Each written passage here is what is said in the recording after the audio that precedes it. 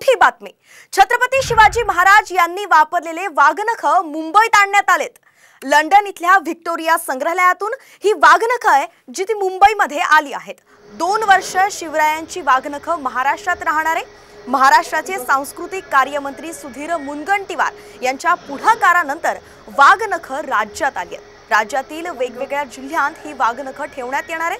तसंच वाघनख मुंबईत आणण्यात आल्यानंतर सातारा पोलीस आणि पुरातत्व विभागाकडून वाघनख साताऱ्याकडे नेण्यात आली आहेत।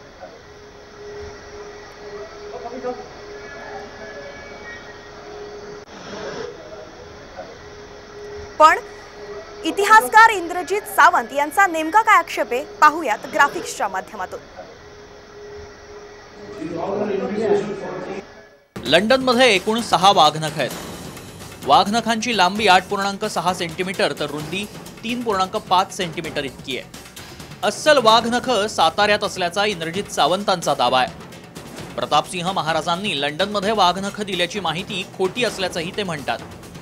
सरकारनं स्पष्टीकरण देण्याची मागणी सावंतांनी केली आहे। लंडनमधील वाघनख शिवरायांनी वापरली असल्याबाबत अनिश्चितता आहे। सातारा राजघराण्यानं स्पष्टीकरण द्यावं अशीही मागणी सावंतांनी केली आहे।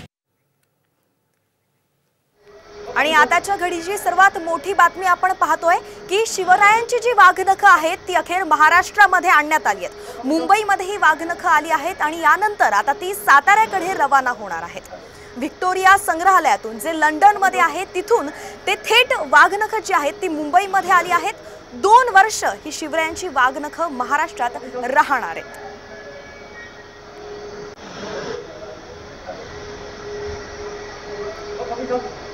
ही वाघनख आपण स्क्रीनवरती बघतो आहेत। ही तीच वाघनख आहेत जी शिवरायांनी वापरली होती अफजल खानाचा कोथळा काढण्यासाठी आणि अखेर खूप प्रतीक्षेनंतर ही वाघनख जी आहेत ती लंडनहून मुंबईमध्ये आली आहेत आणि यानंतर आता ती साताऱ्यात जाणार आहे। आपले प्रतिनिधी संजय गडदे आपल्या सोबत आहेत।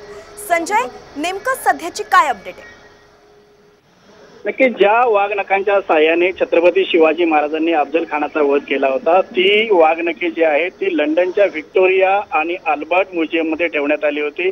मात्र महाराष्ट्राचे सांस्कृतिक कार्यमंत्री सुधीर मुनगंटीवार जे आहेत यांच्या प्रयत्नाने ही वाघनखे आहेत आज अखेरीस मुंबईमध्ये दाखल झाली आहेत। मुंबई विमानतळावरती कस्टम विभागाचे अधिकारी असतील किंवा मुंबई पोलीस असतील किंवा पुरातत्व विभागाचे अधिकारी होते यांच्या साह्याने ही वाघनखे जी आहे ती मुंबई विमानतळावर उतरवण्यात आली आणि त्यानंतर पुरातत्व विभाग असेल आणि सातारा पोलीस असतील यांनी ती वाघनखे आहेत एका विशेष गाडीच्या साह्याने आता ती वाघनखे जी आहेत ती साताऱ्याकडे घेऊन निघालेली आहेत आणि 19 जुलैला हा एक साताऱ्यामध्ये भव्य असा कार्यक्रम होणार आहे।